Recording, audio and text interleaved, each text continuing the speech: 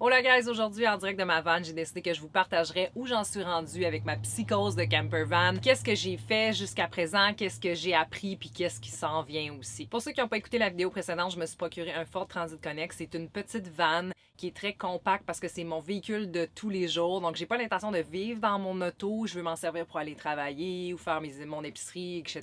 Donc, j'avais pas le budget nécessairement de me procurer le ProMaster de mes rêves puis de me faire un gros build compliqué avec encore plus de dépenses. Ceci étant dit, j'ai trouvé ce petit véhicule que je suis très satisfaite d'avoir acheté, qui était en excellente condition, et j'ai commencé à construire mon camper van dedans. Je suis pas pressée de le construire, comme j'ai dit dans ma vidéo précédente. Ça va aller selon l'aide que je vais recevoir, selon le temps que je vais avoir et aussi selon l'argent qui rentre. Donc, qu'est-ce que j'ai fait jusqu'à présent sur ce petit véhicule? Quand je l'ai acheté, il était en excellent état. Donc, j'ai pas eu grand-chose à faire pour le préparer avant de le pimper. Mais je vous conseille fortement de préparer la chose avant d'installer du bois et des choses qui vont être fixes dans votre voiture puis que vous pourrez plus après ça aller en arrière nécessairement. Donc, ce que je conseille, c'est d'abord de s'assurer que le véhicule est propre et qu'il n'y aura pas de rouille qui va s'installer, autant à l'intérieur qu'à l'extérieur du véhicule. À l'extérieur, moi, j'avais des petites places où la peinture était écaillée puis que éventuellement, ça aurait peut-être rouillé parce qu'on est à Québec, on vit des hivers assez rough. Donc, ce que j'ai fait pour éviter que la rouille se propage sur mon véhicule éventuellement, c'est que tous les endroits où c'était écaillé, la peinture s'en allait ou qui était déjà rouillé, j'ai utilisé une genre d'éponge qui sable en même temps, mais qui est quand même soft. Puis demandez-moi pas le nom, j'en ai aucune idée. Je suis pas genre une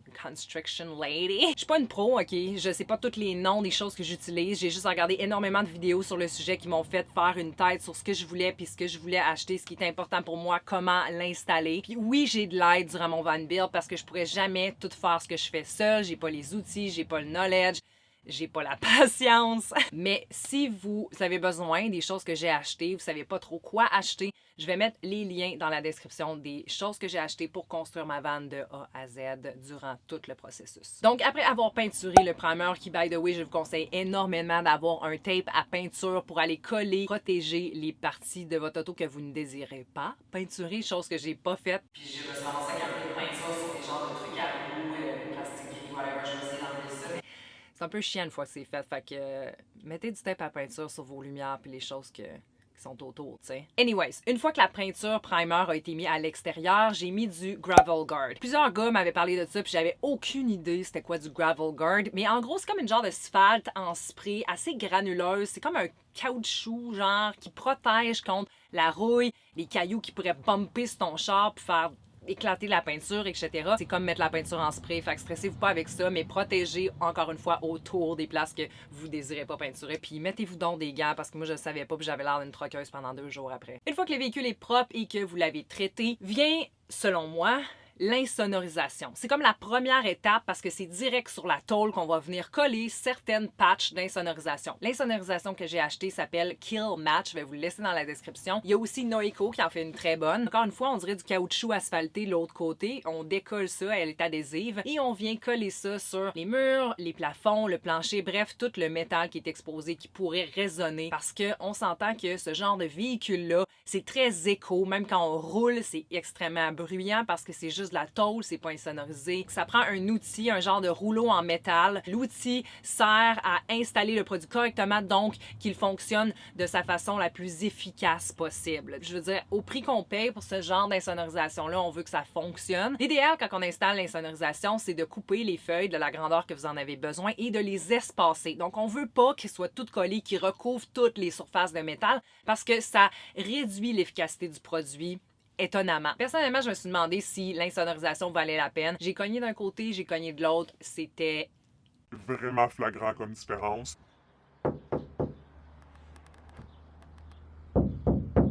By the way, je suis pas sponsorisée par aucun des produits que je vous parle, c'est simplement selon mes recherches puis mes préférences à moi. Pour l'isolation, vous avez plusieurs choix. Il y a l'isolation de la laine minérale. Sinon, il y a la laine de vrai mouton, de la vraie laine. Par contre, ça peut poigner les bébites puis ça peut moisir. Ensuite de ça, on a la laine de roche. La laine de roche, ça ressemble à la laine minérale, mais ça moisit pas. Yo guys, je suis en train de faire mon montage, puis j'ai fait plus de recherches sur la laine de roche versus la laine minérale. Les deux sont très risqués au niveau des voies respiratoires, puis surtout dans l'installation de cette laine-là. Mettez-vous des gants, mais mettez-vous aussi un masque, chose que j'ai pas fait parce que c'est volatile.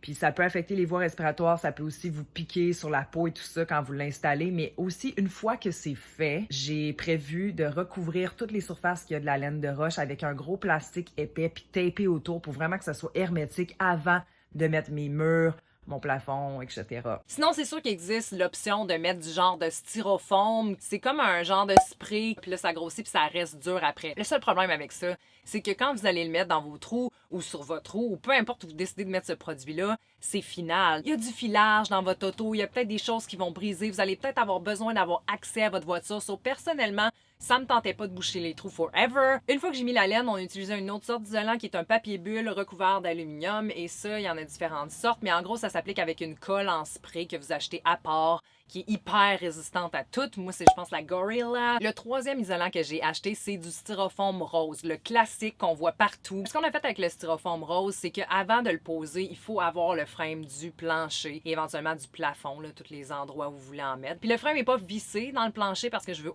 faire aucun trou dans mon plancher ou dans mon plafond, sauf dans les endroits comme ici où vous avez de la tôle qui n'est pas directement outside. Donc, on a installé le frame dans la voiture et on l'a collé avec un adhésif qui colle pas mal tout ce qui existe. Je me rappelle plus du nom, je vais vous le mettre dans la description. Quand le frame du plancher a été installé et collé, c'est là qu'on a mis le styrofoam. On l'a collé avec la même colle qu'on a utilisée pour le papier bulle. Et juste pour être encore plus psycho un peu sur l'isolation, on a rajouté du papier d'aluminium partout autour du styrofoam. Et finalement, on a recouvert le frame de plancher avec une planche de plywood. Fait que ouais, je suis rendue avec un plancher hyper solide. Une partie de l'isolation a été posée. Le reste va se faire à mesure que les frames vont s'installer. Donc, qu'est-ce qui s'en vient? Qu'est-ce qui me reste à faire? My God, so many things. Comme j'ai dit tout à l'heure, on se passe sur le plancher pour continuer d'aller vers le haut. Donc, ce que je veux faire, c'est créer 2 boîtes ou les roues. Ce qu'on va faire, c'est qu'on va recouvrir cette partie-là en haut. Ici, c'est quand même plus creux, fait que ça risque d'être du rangement qu'on va aussi isoler avant. Il va y avoir une banquette aussi en forme de L qui va me servir de lit que je vais pouvoir étirer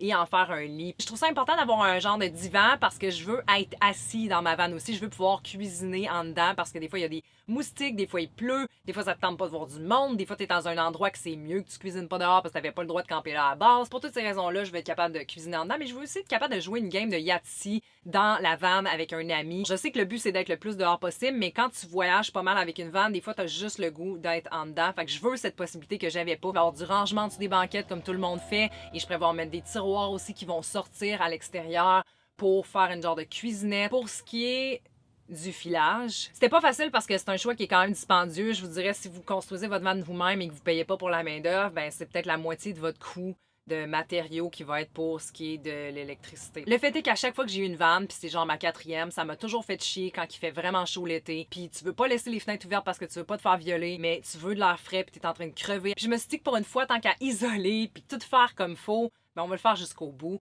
Puis on va installer un fan. Puis si un jour je la vends, ça va juste avoir une meilleure valeur de revente. Puis j'ai parlé à plusieurs personnes qui avaient une vanne, puis ils m'ont dit genre ça, s'il y a une chose que ça te prend, c'est ça, tu sais, no regrets. Là. Donc, qu'est-ce que j'ai acheté? J'ai acheté un fan, j'ai acheté un inverter, puis ça, dans le fond, c'est un ondulateur en français. Ça sert à charger tes choses comme tes affaires USB, tes plugs, tout ce que tu peux charger dans une maison normalement. La batterie, c'est comme une batterie de voiture. C'est la crise de même affaire, sauf que c'est une batterie à décharge profonde que ça vous prend. C'est une batterie marine aussi qui appelle des fois. Puis assurez-vous de demander quand vous l'achetez si c'est une batterie qui va à l'intérieur d'un véhicule, à l'intérieur de peu importe ce qui est fermé parce que vous allez dormir dans cet environnement-là. Puis ce que j'ai appris dans le fond, c'est qu'il y a des émanations d'acide dans certaines batteries qui sont pas faites pour être à l'intérieur. Ce qu'on me dit, c'est que c'est mieux d'avoir quelque chose qui va charger la batterie en plus. Fait que moi, je pensais que, OK, là, j'ai une batterie dans mon auto, j'ai une batterie secondaire juste pour mon camper, j'ai pas besoin d'autre shit. Je veux dire, it's enough. Wrong.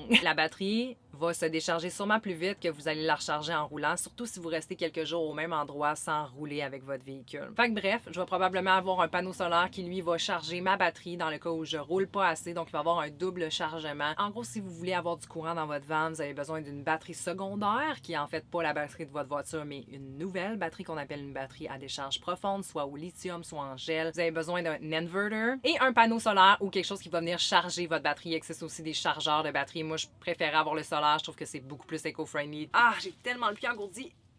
Ah, puis by the way, vous allez aussi avoir besoin de filage en général. Plus un fil est long, plus il est petit, plus c'est dur pour le courant de passer, OK? Pensez à un tuyau que vous mettez de l'eau dedans, plus vous le rapetissez, plus il y a une pression dans le tuyau. C'est la même chose pour un fil. Donc, si vous avez l'intention d'avoir une longue distance de fil et beaucoup de courant qui passe constamment, c'est important d'avoir un plus gros fil. Il y a sûrement d'autres petites shit comme genre une boîte à fuse. Ça va être une vidéo en soi, honnêtement. Je vais juste en parler depuis tantôt, puis je me rends compte que c'est vraiment une grosse partie du build. Évidemment, il va falloir faire un trou au plafond pour poser le fan, chose qui me fait extrêmement peur, comme n'importe qui a fait ça dans le passé. I think you feel me. C'est genre quand même assez... Ah, dernière chose concernant la batterie. J'ai beaucoup hésité entre une batterie portative et une batterie secondaire qui, elle, se visse vraiment puis on la bouge jamais de l'auto. Une batterie portative, c'est hyper cool si vous n'avez pas des gros besoins en termes de chargement. Jackery, c'est vraiment une bonne batterie. Puis non, je suis pas sponsorisée. Vous pouvez plugger directement vos choses dedans. Ça comprend déjà un inverter qui est dedans et c'est solar friendly. Fait qu'ils vendent aussi des panneaux solaires portatifs que vous pouvez ouvrir au soleil quand vous en avez besoin et les ranger dans votre van le reste du temps. Fait qu'après mûre réflexion, j'ai décidé de prendre une batterie à décharge profonde parce que ça a le plus de power, puis c'est toi qui décides un peu de la grosseur de ta batterie puis sa performance en général. Je ne prévois pas avoir de toilette ou d'eau courante dans mon véhicule. Je vais juste avoir un bidon d'eau, je vais chier dehors, puis je vais me laver dans une rivière. Puis éventuellement, peut-être une douche, puis un petit cooler plus comme électrique, mais présentement, ça va être très basic. Je veux que le frame soit fait, je veux que ça soit beau, puis je veux avoir le fan qui est comme mon number one need, puis l'électricité. J'ai aucune idée du temps que ça va me prendre construire cette van-là. J'y vais selon l'aide qu'on me donne puis selon mon budget, comme j'ai dit. Fait que je vais vous tenir au courant selon les développements. À date, c'est allé quand même assez vite. C'est sûr que je prévois vous emmener dans mes aventures puis ça se peut très bien qu'il y ait juste un plancher pour l'instant puis que ça soit ça, mais that's the beginning of a new adventure! Puis pour tous ceux et celles qui ont des questions ou qui ont des conseils ou des choses qu'ils ont appris dans leur van build, peu importe votre partage, moi, ça me tente de l'entendre. J'aime ça quand vous communiquez entre vous aussi, puis qu'on se pose des questions, qu'on se challenge, qu'on se donne des idées, conseils. So, leave a comment down below si vous avez quelconque partage à faire. Sur ce, je veux sortir de cette voiture. Il commence à faire calissement chaud. Je vous souhaite une bonne semaine. Je vous souhaite de vivre ce qui vous fait vibrer. Et si c'est la van life, tant mieux! C'était Émilie Brousseau. Et cette vanne, dont je n'ai aucune idée encore du nom, si vous avez des suggestions, laissez-les dans les commentaires. On se revoit bientôt. Namaste, guys. Peut-être genre Esteban ou Andy Boy, Marco.